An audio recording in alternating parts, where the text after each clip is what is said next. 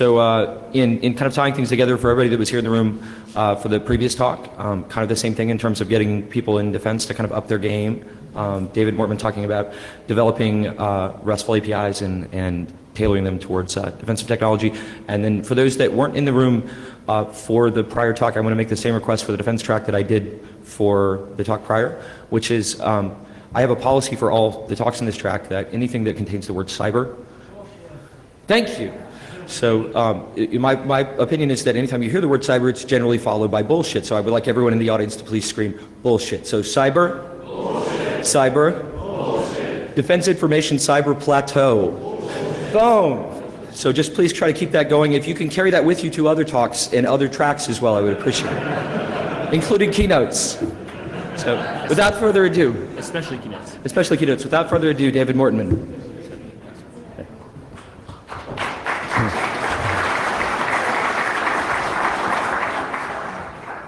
Man, now I'm really tempted to throw cyber in all over the place. Thank you. Okay. There's the mandatory, please fill out the feedback slides. You'll see a lot of this over the next 2 days. Please do so. Anyway, I'm David Mortman. I'm the Chief Security Architect at Enstratus, and I'm not going to talk anything else about what I do there, so you can ask me later. The general problem I'm trying to address today is that a huge percentage of the actual security incidents that happen today aren't because people are super elite hackers. You're going to hear a lot of cool talks later today and tomorrow. People can do some badass shit. You're not going to see most of those attacks in your everyday life as a defender. What you're going to see is, I forgot to get rid of a default password. I forgot to turn off HTTP. Really basic stuff. But nonetheless, it's a hard problem to solve. Some centralization, some automation can help with this, so that way you can focus on the hard problems like doing identity management. That's a real pain in the ass. That's another talk, however. And the best way to sort of help with this centralization and automation is, as I alluded to in the title, is we're going to use some APIs. We're going to do some automation. And the cool thing is that this doesn't have to rely on fancy security tools that you're going to see down the show floor. And so you don't need to buy a special tool. You probably already own that tool. It might be something like an open source product like Chef or Puppet. It might be a commercial tool from Microsoft or someone else. But the idea is you can get a whole lot of leverage just by using those tools you already have in-house. So in the case of something like Chef or Puppet, all you need to, at that point, is you might have, today, if you're doing sort of operations the old school way, you might have 50, 70, hundreds of virtual machine images in your enterprise. You'll have one for every single version of Windows and every different version of Linux you deploy. I'd be like, I have one that is for my web server, and I have another one that's for my database server, and I have another one that's for the 14 different app servers I have. Well, that's bullshit. I mean, it may as well be cyber for all you know. So, thank you. The reality is that what you really need to do, what you really want is to minimize the amount of patching you're doing for your base operating system as much as possible.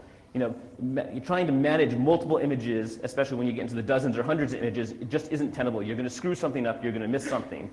So instead what you want to do is leverage those tools like Chef and Puppet. Your ops people already have them in-house. They're already using them to do some patch management. They're already doing it to do some systems management. But really take it to the next step. This is third generation package management. So have one copy for each operating system, and that's it. And then have an architecture that says, hey, look at that. This machine needs a web server, and you click the button, and the latest version of the web server goes down, and what your configuration management is there, and that's huge. You can spend your entire time in the ops world doing, this stuff, compliance, change control, and you're stuck. You don't actually get to do the fun part of security, which is playing with some of the toys and things like that. But this is the stuff that bites you in the ass every single day.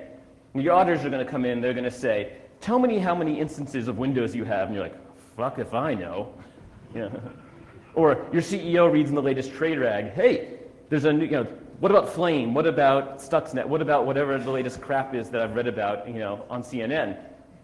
And you say, how exposed are we? Oh, I don't know. I don't have a database of this shit. I don't know what I have deployed. Well, if you're using something like Chef and Puppet, you know exactly what you have deployed because you have a central catalog that automatically updates itself every single time you change something. Then you get to make your auditors happy because you can say, oh, I pushed out an update. And they say, well, who did it? Well, someone had to log in and do it, right? It's not just some random person pushing out patches as sysadmin or as administrator. So that's pretty cool. So, but there's other tools out there you can be using, and I have some more stuff later on this, which is there's Jenkins. So on the development side, there's this great tool out there. It's open source. It's called Jenkins. It used to be called Hudson. And every time you check in your code, it runs it'll compile your code for you. It'll run your unit tests. Well, if you're running Java, there's packages like FindBugs that have some security tests in there. So why not just automatically test your security every single time you do a code push? That's pretty cool. Wouldn't that be awesome? Wouldn't it be great to just be able to know that every time you deploy some code, it's being checked for all those vulnerabilities that you're constantly either yelling at your developers about, or if you're a developer, being yelled at about? Wouldn't you like to focus on the fun stuff? I know I would. So you may have heard, and I'm talking way too fast, so I better slow down for Chris's sake, about this whole continuous integration, continuous deployment thing. Who here has read about continuous deployment? It sounds crazy, doesn't it? You deploy more often and you get more secure. But it's true. I mean, that's the crazy thing is that one of the things that there was a study done that showed that every time you add X% of functionality to your code, the code gets exponentially more complex. So you add a little bit of functionality and your code will double, will get twice as complex or even worse in terms of complexity. And every time you add complexity, you have problems you're trying to detect. Is your code, where have you made bugs? Where have you introduced bugs? Where have you made business logic concerns? But if you do, it turns out if you do smaller changes, then you're actually introducing less complexity. So even if you want to deploy 5 features, say, you're better off doing 5 features sequentially, and you actually end up with a significantly smaller amount of complexity added to your code. Less complex code is more auditable, it's easier to find bugs in, it's all good. It also means your engineers can focus on hard problems rather than the easy one, rather than dealing with looking for stupid shit that should be automatable.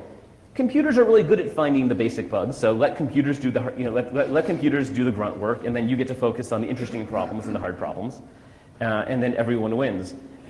The other cool thing about this is that when you're doing small changes, when something goes wrong, it's much easier to say where the problem was introduced. Let's see, the problem wasn't here in version A.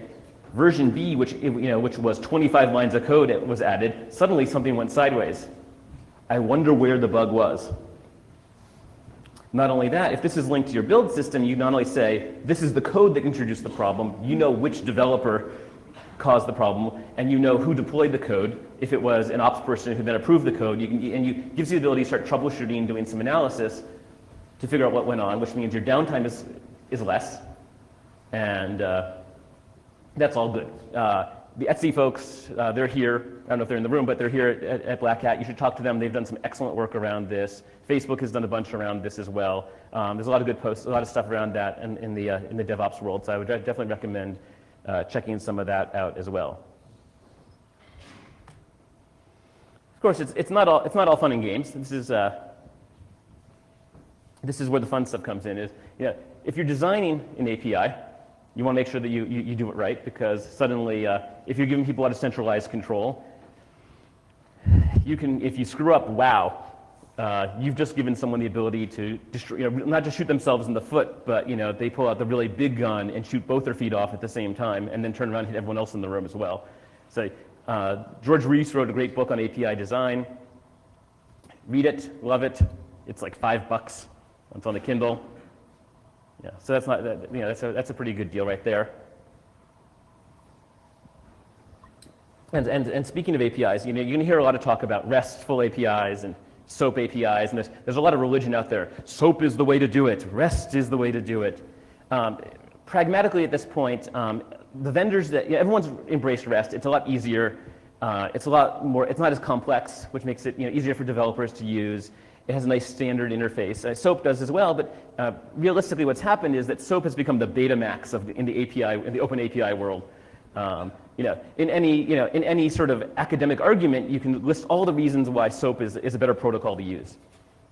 It has message signing, it has all this extra complexity and granularity, but it's hard to use. It adds a lot of complexity to your code. It requires your developers to do a lot more work. and it just makes it's harder for people to understand. Versus REST, it's basically it's an HTTP interface, and it all works. All you need, documentation. You generally need like a paragraph to describe how to authenticate to that particular API, and then you just have a list of what happens in a get or a post, and magically, you can write some code to make it happen. Or if you're not me, you can write code to make it happen in a real language. And so REST is where it's at. Whether you like it or not is a different story.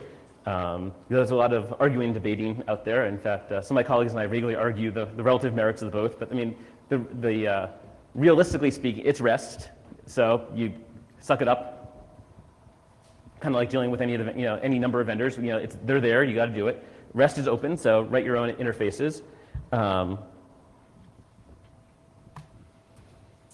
So I spent some time, probably not enough, but I spent some time talking about using those ops tools out there. They're really cool. They really let you do a lot of things. Chef and Puppet are very flexible. They're dynamic. It lets you, you can very easily, add features and functionality. And so that's all real good. But sometimes there's security tools you just can't avoid. But a lot of them are actually automatable as well.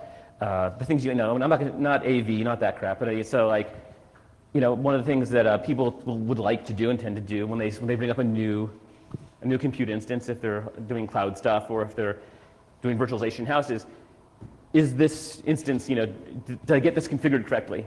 Whether manually using Chef and Puppet. So ideally, you spin that instance up, and it would automatically get scanned. Whether it's using Qualys or Foundstone, whatever. And so, or Nessus, or it doesn't matter. You want to scan it. You want to know, did I cover all those basic, vulnerabilities those are covering? Did my configuration management, did I do the right thing? Because we're human, we screw up. And so I started to, I thought, I'm going to go out. I'm going to write a Java module. I'll open source it so people can just have a Java library to talk to Qualys because they have a reasonable API. And I'll open source it and I'll share it. And then as I was coding along, and I relearned the fact that I haven't touched Java in like 14 years. And it turns out that I was a little rusty. And so the Java code didn't happen. And I thought, well, I started looking at it and I said, you know what? This whole API thing is so simple, especially with a RESTful API. You can do this entire thing. I can hack this thing together with a friggin' bash script. And if I can put together a bash script to automate this stuff, there's really not an excuse for someone with real coding skills to put together something and use this. Either feel free to use this in-house. Feel free to do what you want to do. It's going to work. It's that simple. You fire up an instance on Amazon. It figures out what the IP address is. It adds it to Qualys. Qualys scans it. Boom. You get a report back. And in fact, let's go over here.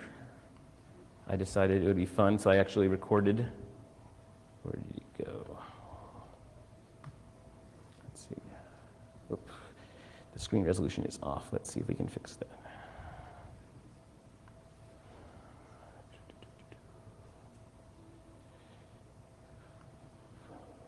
Let's see if we can get this to work.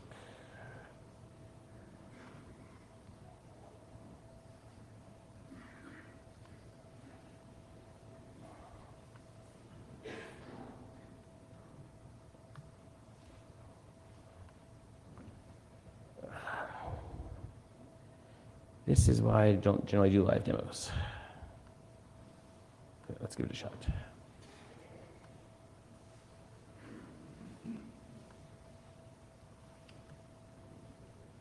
Okay, hopefully that'll show up good enough.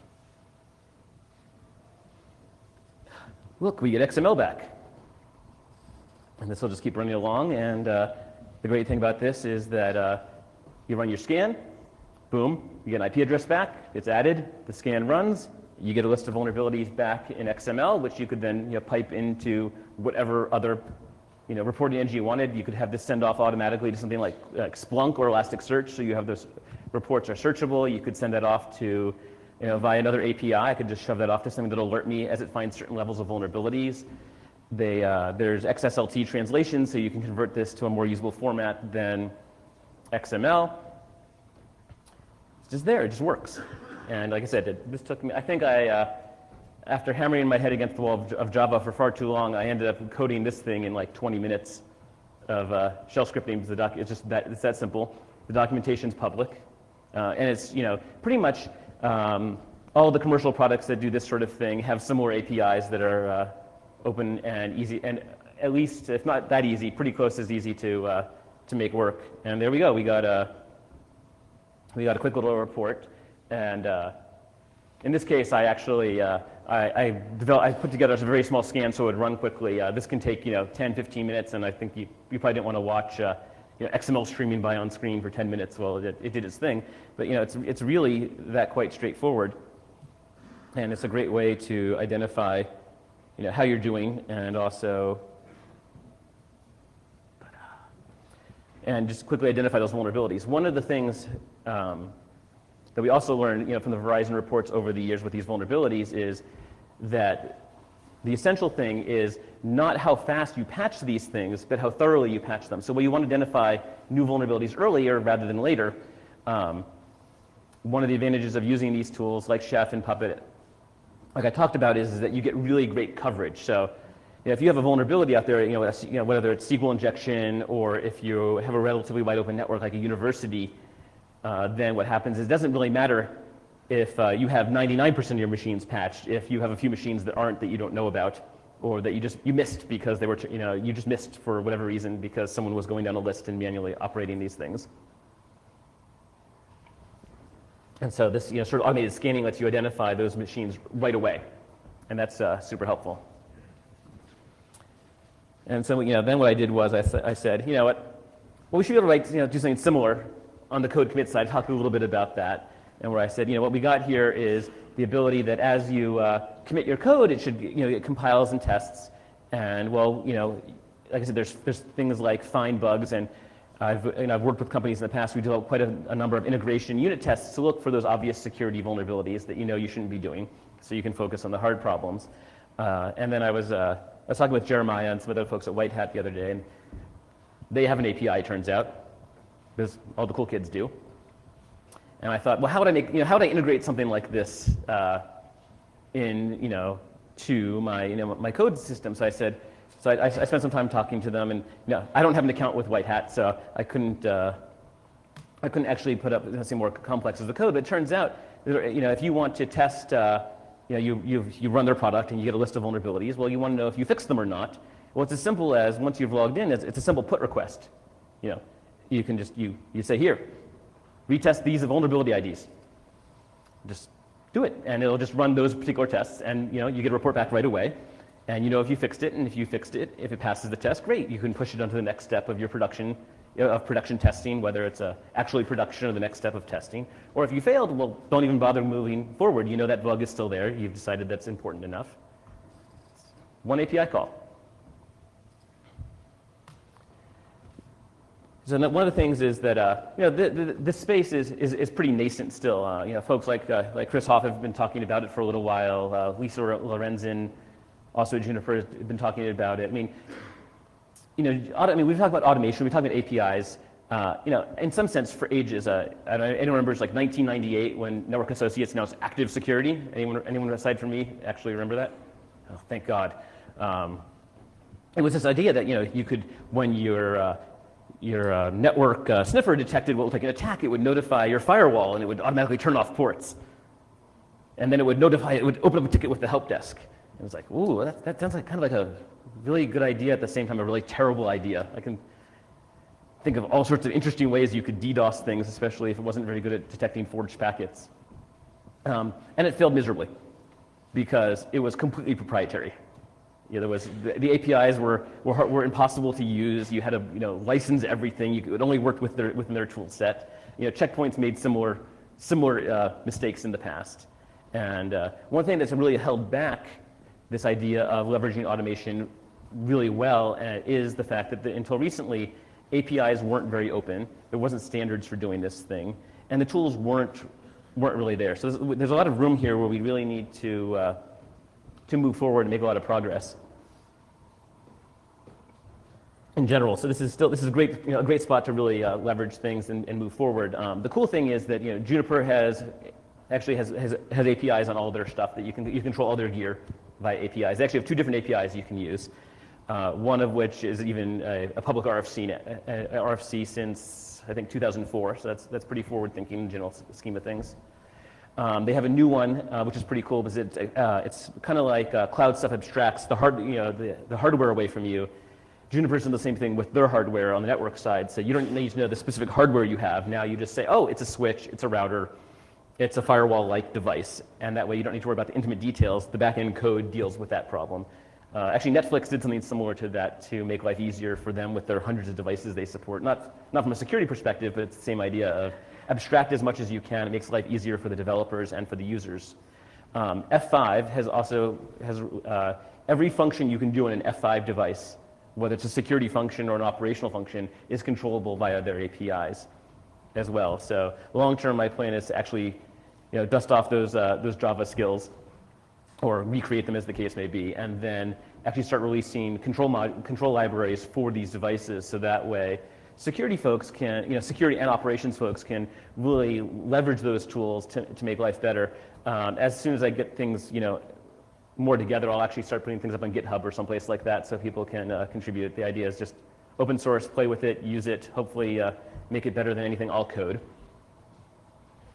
And so, like I said, there's a lot of work to be done here. It's really nascent. I just saw on Friday that someone actually just published a book on automation and security. I have no idea. I didn't recognize any of the names, so I have no idea who it is or if they're here or not. But it's probably worth at least taking a quick peek to see if it's any good. Was there a question, or you just no? So please, this is definitely, like I said, this is. I don't want to say it's cutting edge because it's not. It's not. Crazy hacker, stuff like some of the things you'll see later this week. But it is, it's where we need to go as, operational security folks just to get shit done. We have less, we increasingly have fewer resources to do this stuff. We're not going to be getting more money anytime soon. We certainly don't need silver bullet pieces of application stuff that you're going to find on the show floor. They have good toys. I got a great boomerang or something from some vendor. I have no idea who they were or anything, but it was a nice toy, so that's, the kids will be happy. But so really, focus on the tools you have. Take advantage of the opportunity to really, actually show that you can make a demonstrable improvement to things using these tools. Make life easier for other folks, and then you'll have time to do the fun stuff. And you can sort of you can actually get ahead of the curve on some of this stuff and focus on the harder problems. And I've talked way too fast, but that's my story. So hopefully people have a lot of questions. Yes. The book is API REST Design, I think. It's by George Reese. It's a Kindle book, and I think it's going to be on iBooks as well. Is this thing on? Hello? Yeah, I have a few questions. I don't know if this thing works, but I'm trying to figure out, you talk about automation and REST APIs, but I didn't really get any of that in this presentation. I'm trying to understand what are you talking about in terms of testing a REST API in an automated way, because REST API is unlike WSDL, unlike SOAP services, for example. SOAP services give you a WSDL. You can get the WSDL and get all the APIs you're looking for. Right. How do you automate testing a REST API that doesn't have the interfaces defined for you? I was trying to understand, how are you automating that? Well, okay, so it wasn't so much about testing the API itself, though that may be necessary if you're developing an API. It was more about leveraging those APIs to test your code. So like using calling tools like Qualys or White Hat or find bugs internally.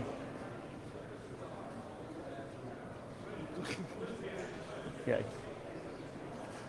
So really what you're talking about is building a mashup out of your information security world, right? Yes, exactly. That's a great way of putting it. So if you're talking about building a mashup of your information security world with REST APIs, how do you deal with the problem of information occlusion and having to occlude information for different levels of access? So, okay, just to make sure I understood the question correctly, what you're asking is, so as you're gathering this information from your testing, one of the things, how are you, quantifying that data, and how are you restricting access to different individuals who might need access to that data? Right. Yeah, that's a great question. It's sort of a general information problem of, how do you classify information and how do you deal with that? Some of that you can manage via access control lists. Some of that's going to be you want to leverage tools like Splunk or Elasticsearch that can actually let you tag data as it's coming in. So you can say, as data comes in here, it's tagged as web app scan data versus versus infrastructure scan data versus code scan data, and then you can leveraging those tags, you can then say, here's what people can search on and here's what they can see. Elasticsearch is a open source log management product. It's excellent. It lets you do that kind of thing. Obviously, Splunk does that as well. That makes sense. Do you have any suggestion for visualization APIs on the Mashup? That's kind of outside my field of expertise. So. Okay, cool. Thanks. And I do know a lot of people like Graphite, so. I have a question in terms of managing things with Puppet. Do you find yourself writing a lot of the Puppet scripts yourself for specific services? Let's just say like Apache.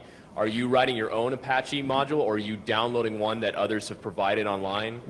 I've almost exclusively been able to leverage existing either community packages or ones from Puppet Labs or from OpsCode on the Chef side of things. And then really what happens, where all the manual stuff is around the actual manifest for the actual configuration files. So in terms of like specific configurations for particular sites. What was the name of that second repository you kind of mentioned? Oh, that's it's OpSource. It's from they make Chef. Okay, and then what about with Puppet? Some of the things that we notice that we run into problems with is wanting to manage a service, and you perhaps have like a password that you need to deploy out somewhere. Right. But you don't want to necessarily have this plain text password floating around in your manifest and being shotgunned all over all these computer systems there. Do you have any strategies for protecting passwords that need to be deployed with? Yeah, so credential management is a huge problem in the operations world. Obviously, because of that very issue, you don't want to have passwords just sitting in clear text. There are a variety of there's a bunch of commercial solutions that you can integrate in with things like Chef and Puppet to handle that. I'm happy to talk with you about that offline because it's more product specific. Okay. Yes. That's the question was, what was the name of the book? That's George Reese's API RESTful API design, I think is what it's called. It's on the Kindle. If you just go to the Kindle store and just search on George Reese, it'll show right up. Okay, thank you.